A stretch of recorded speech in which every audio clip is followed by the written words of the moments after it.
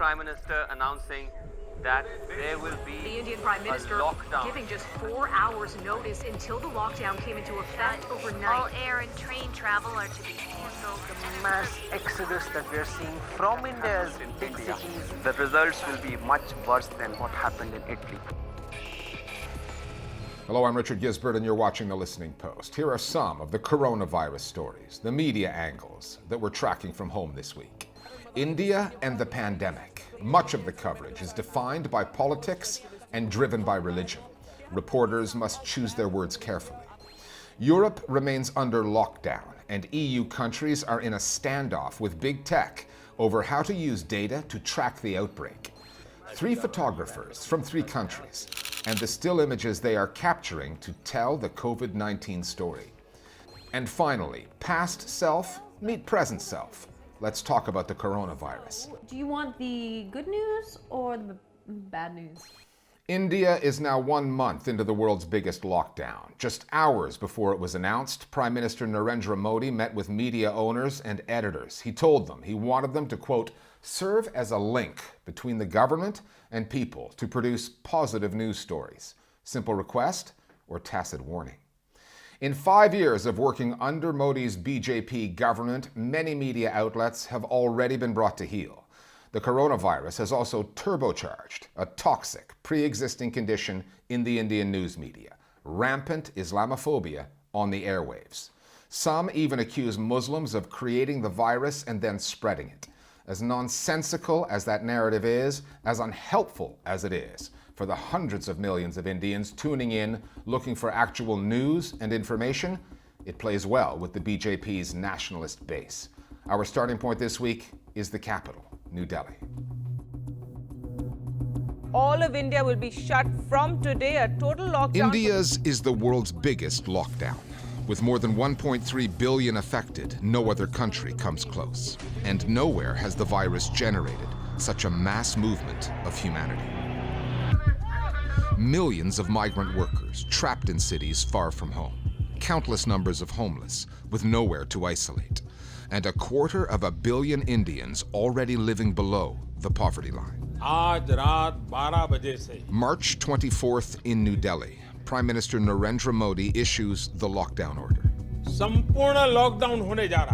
It was more than 3 months after the outbreak in China, 7 weeks after the World Health Organization declared the coronavirus a public health crisis, and Modi was giving Indians a grand total of 4 hours notice.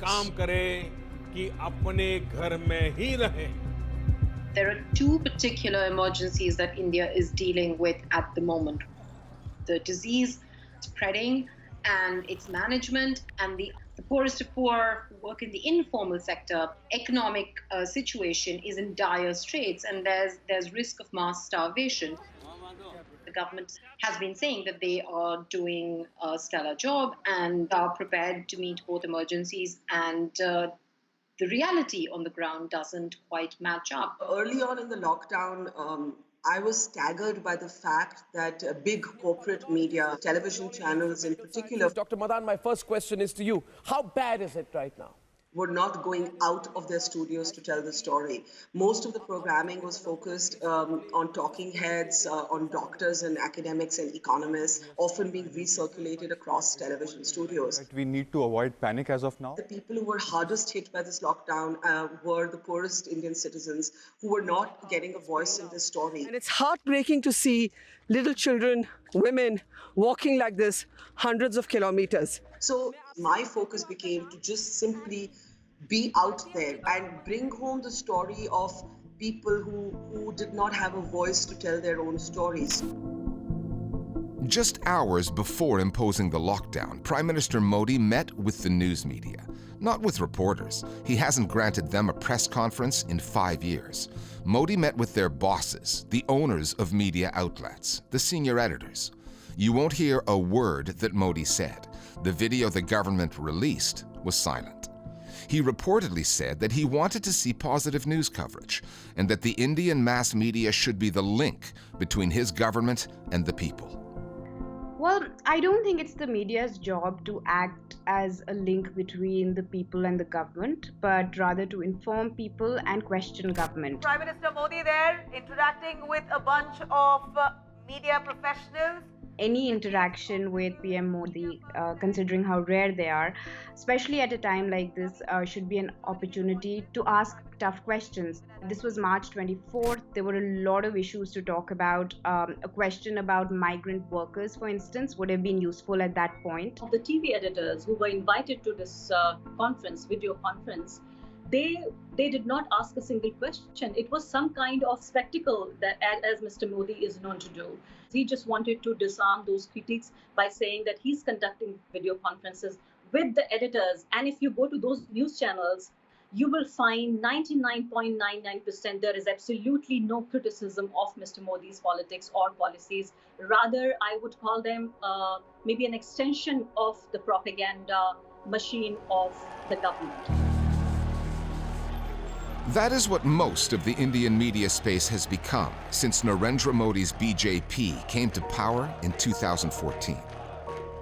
Modi and the news outlets that pander to his Hindu nationalist base routinely do so at the expense of the country's more than 200 million Muslims. An Islamic missionary movement known as Tablighi Jamaat played right into their hands on the coronavirus story. In mid-March, its members gathered in the thousands in New Delhi. Some had traveled in from East Asia. India's lockdown order would not be issued for another week, but the Modi government was preaching social isolation at the time. The Tablighi Jamaat chose to ignore that guidance. This congregation takes place around the 30th of March in India's capital. And an estimated 30% of all cases in India have been traced back to people who attended this congregation. Now, I happen to interview the lawyer and the spokesperson for the Tablighi Jamaat. कि जमात की तरफ से क्या गलती हुई है, आप क्या कहेंगे? जमात की तरफ से वो गलती हुई है जो हमारी सरकार की तरफ से गलती हुई है कि लेट जागे. He literally did not express any remorse, any embarrassment, any regret, and it made someone like myself, who considers myself ferociously secular, very, very agitated. Tablighi Jamaat management, its leadership has a lot to answer for. That said, the Tablighi Jamaat cannot become a context to smear Indian Muslims who had nothing to do with the congregation. They spread themselves across mosques in India. All these foreign delegates, they didn't go back to their country, they spread themselves across India. This criticism was taken to an extreme in India and used for vicious anti-Muslim propaganda, calling the entire community a super spreader. क्या निजामुद्दीन में जो कुछ घटा वो एक जिहाद था? क्या वो कोरोना जिहाद था? Phrases such as Corona Jihad were trending for days on end, and the rumors were just unbelievable, saying it was a form of holy war against India. लेकिन आज मुझे लग रहा है कि ये बात पूरा देश कह रहा है कि ये तालिबानी मानसिकता वाली जमात है जो 400 कोरोना बम देश भर में भेज चुकी है. BJP leaders and MPs were quick to label this terrorism, and it's had a huge impact in terms of Muslim patients being denied entry into hospitals, Muslim vendors not being able to ply their trade even if they were under essential services, Muslim volunteers being beaten up. The fact that this kind of language is permissible on television, and this is part of the Islamophobia which has been growing since 2014. Maybe there was prejudice which was, expressed in private drawing rooms. But now it's very, very open. You do not have to hide Islamophobia in India anymore. Yesterday, the Prime Minister finally made a statement saying that the virus does not discriminate on the basis of race, religion, etc. But to my mind, at least, that is too little, too late. On the COVID-19 story, the Modi government has tried some heavy-handed information control. It asked the Supreme Court to prevent the publication of any coronavirus news that was not officially approved. The court rejected that. Then there are the state governments also trying to pull the strings. The one in Uttar Pradesh permitted sizable religious gatherings, Hindu ones, after the Tablighi Jamaat met in Delhi. When The Wire, an independent news site, reported that, its editor was summoned to court. The basis for the charge? One quote had been misattributed to the state's chief minister instead of the priest who actually said it. The Wire quickly published a correction, which news organizations often do. As crimes against journalism go, this one wasn't even a misdemeanor. The kind of actions are being taken, this is not just to intimidate the Wire, but to create an entire atmosphere of fear and intimidation, so journalists don't do their duties, because majority of the journalists have already been managed by the government. So now the last few journalists who are the voices of dissent, I would say, and voice of pro-people journalism, this is an effort to silence those last few people. There is concern that some of the more repressive actions of the Modi government at this point, some of the actions of the state governments are going to be here to stay. The state doesn't have to go too far to justify booking a journalist under a terror law. What is also deeply concerning is not just the public, but sections of the media are also becoming numb to this kind of state excess. Wherever it has traveled, the coronavirus has exposed institutional failings and societal divides. In India's case, it starts with the poor, unprotected by governments, ignored by corporate media.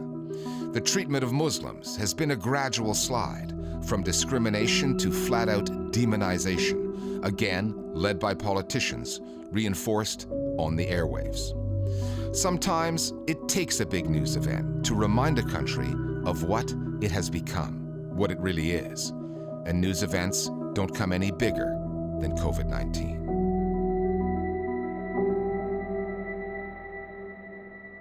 We're discussing other media stories now related to the coronavirus with one of our producers, Meenakshi Ravi. Meena, contact tracing, this tech-driven tool that's being used to track and prevent the spread of the virus, we've seen privacy issues come up on this in multiple countries. Tell me about the showdown on this that's now shaping up in Europe between EU governments and big tech. Well, the showdown is specifically between some EU governments and Google and Apple, Richard. Now, contact tracing simply means tracking where a person has been and who they've come into contact with, mainly using mobile phone data. Now, Google and Apple have worked closely to enable contact tracing. However, they're not willing to simply hand over the private data of millions of users to governments. Now, private data is how they make their money. There has to at least appear to be a semblance of them protecting it. So what the French government has asked is for Google and Apple to lift technical hurdles. They want them to basically relax their privacy protocols. The fact that France is part of the EU within an open border zone, how does that complicate matters? Well, it means that if contact tracing has to work in Europe, it has to be EU-wide. Now, there are some states, Ireland, Denmark, and Poland, that have created their own contact tracing apps. However, others have signed up to a wider initiative called, are you ready for this? The Pan-European Privacy-Preserving Proximity Tracing Initiative. So far, only Germany, Italy, and France have signed up to this. It would seem that the EU countries aren't quite seeing eye to eye on contact tracing between themselves and with big tech companies. South Korea managed to contain its outbreak. It used contact tracing. That was a while ago. Why has it taken the Europeans so long to get to this stage? Well, the South Koreans had both the technological tools and the laws, and together it meant that the authorities were much less beholden to tech companies for access to data. Now, back in 2015, South Korea had a viral outbreak. It was the MERS virus. And at that time, a law was passed giving the authorities access to CCTV recordings, credit card transactions, GPS tracking, and mobile phone data. In addition, they were also allowed to make this private data public. Now, many societies would be uncomfortable with that, and especially the EU has been really aggressive about protecting personal privacy rights. However, with the pandemic, it would seem that this could be something about to change. Okay, thanks, Meena. You may have noticed that some of the stories that we've been producing from home during this lockdown have contained more still imagery and less video than usual. We're just working with what's available. And it's much easier under these conditions of imposed isolation for a solo photojournalist to do their job than a conventional video crew. Photographers don't necessarily have to interact with their subjects in order to capture the images that tell a story. Yet the spaces in which they are working have changed, forcing them to refocus their lenses on the fly. The Listening Post's Flo Phillips spoke with 3 photographers from different countries with 3 very different experiences of life, work, and the spaces in which they normally operate under lockdown. My name is Marzio Toniolo. I am 35 years old and I am a primary school teacher. I live in San Fiorano, a small city 60 kilometers from Milan. On the 21st of February, our quarantine began.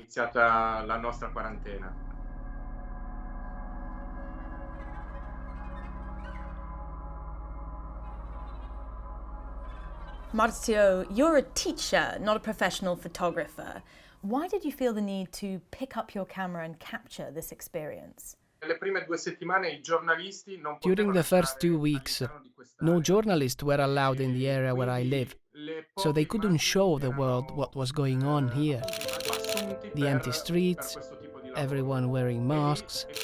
That's when I saw an opportunity. I went out onto the streets. There was no official lockdown at that stage. All we had been told was to stay away from others. And so I decided to photograph this distance that had been created between people. Like the people lined up outside the pharmacy that were keeping their distance from one another. They almost seemed to have been put there like extras in a movie. Since then, my approach has undoubtedly become more personal.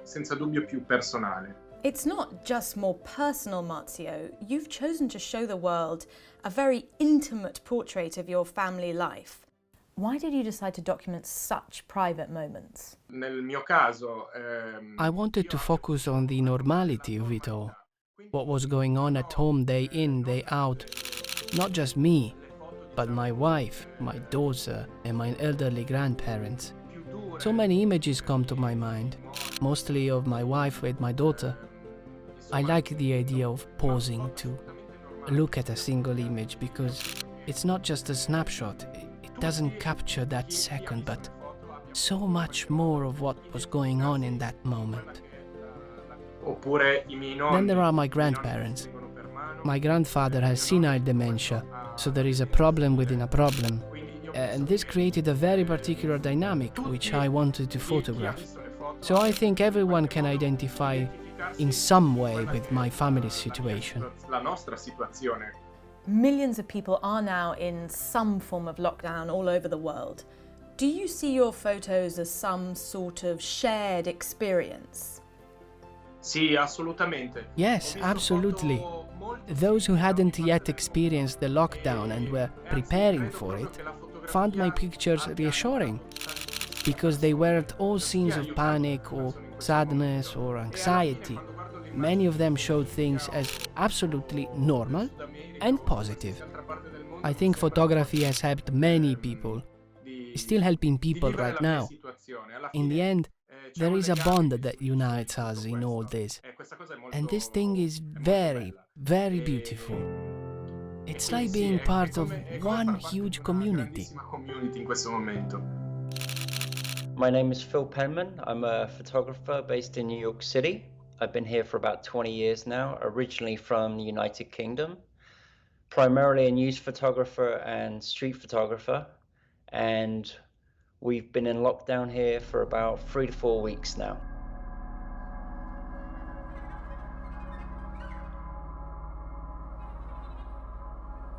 Phil, tell me, what's it like to walk around the streets of New York City right now? Streets that, as we know, normally never sleep. It's interesting just seeing like very empty streets and then you'll see maybe one lone walker. It's very weird because you go out there and there are no photographers. So I wanted to try to capture the emptiness of the city. I was walking around Broadway. You're used to just seeing tens of thousands of people all over the place. You know, I have this shot of Chicago, the sign for the Broadway show, and just a lone woman walking underneath it with her mask on. Another shot that to me was kind of very telling was, you know, I'm on 42nd Street, right by Grand Central Station, and all of a sudden I just see this lone rat running through this corridor. These once busy and bustling spaces, now deserted, seem so eerie, almost apocalyptic. No, definitely. You know, before I'd be going around looking for personalities on the street, and now it's like you're looking for anybody. You've captured New York at its most desolate, not just now, but in the aftermath of 9/11. If you could show future generations one image to give a sense of what New Yorkers are going through right now, which one would it be? If I had one image, is just the one image of Lady Liberty looking through the empty seats on the Staten Island ferry. I've got this one shot where it's just a woman with her head back and she's just leaning up against a seat where there's no one else around her and she's just sat there with her mask. It was just, to me, a very powerful moment experiencing it when I shot it, and I hope that that comes across to people from a historical standpoint as well. Lockdowns have forced us to reconsider what the space around us means. The open spaces we once gathered in, the parks, the playgrounds, the squares, now lie empty. Confinement too has changed the nature of our spaces. My home is now my office, my studio, my daughter's classroom. But ultimately, any form of space, reimagined or not, is a privilege, a luxury that many cannot afford. Namaste. Hello, my name is Ravi Choudhary. I live in Delhi and I'm a photojournalist working with the Press Trust of India. The lockdown in our city started on March 25th and has continued ever since.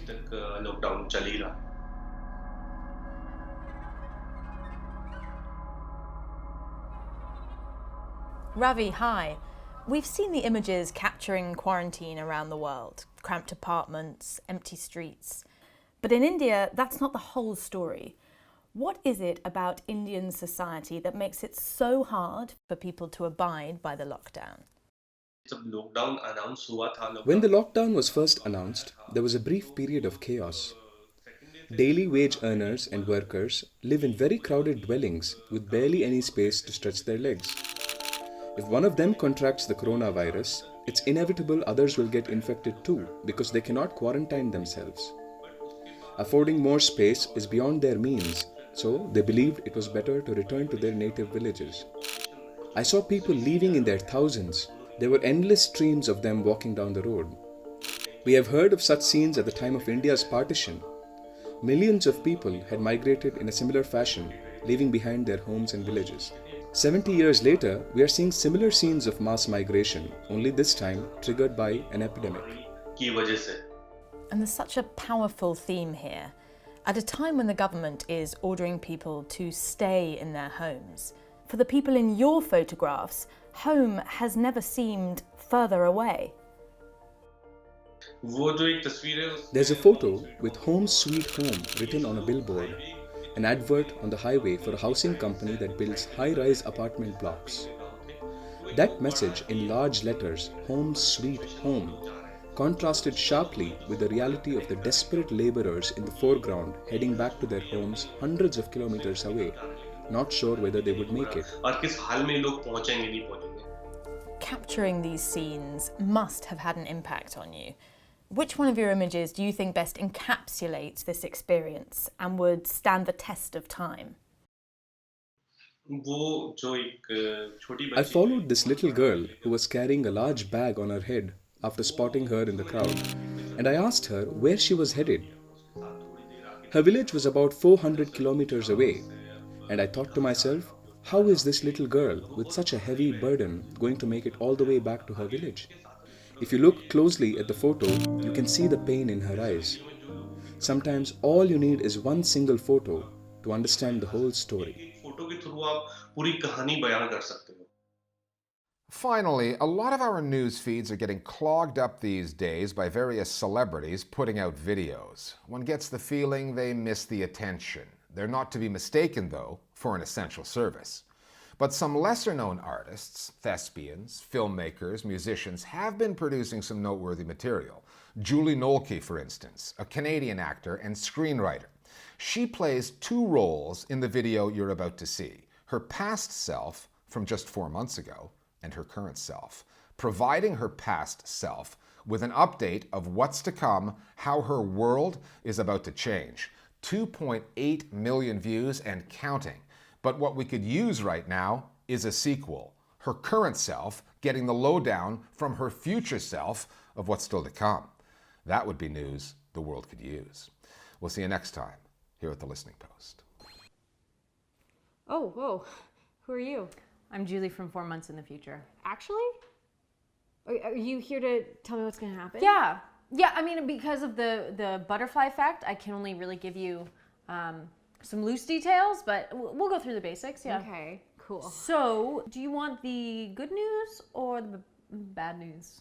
Oh, good news? Yeah, oh, yeah, great choice. Yeah, cool. So, things have never been better for climate change. No, that's great. Dolphins in the Venice canals. Really? I know. Well, I mean, I saw it on Facebook. I don't know if it's a real thing. I mean, that's incredible. You know, especially given the Australian wildfires. The what? Oh, yeah. Because, I mean, those are pretty, like, I think those are going to be the defining feature of 2020. Yeah, you'd think. Oh, no? Not even a little bit. Okay, so what is the bad news then? Do you have any hobbies? You know, just something to keep you busy? No, not really. You should get a dog. I want a dog. You know I want a dog. They're a lot of work, and you've got to walk. You got to go outside with them twice a day. Right. The walks are going to be clutch. Right, but I mean, I have to leave them because I have so much travel coming up.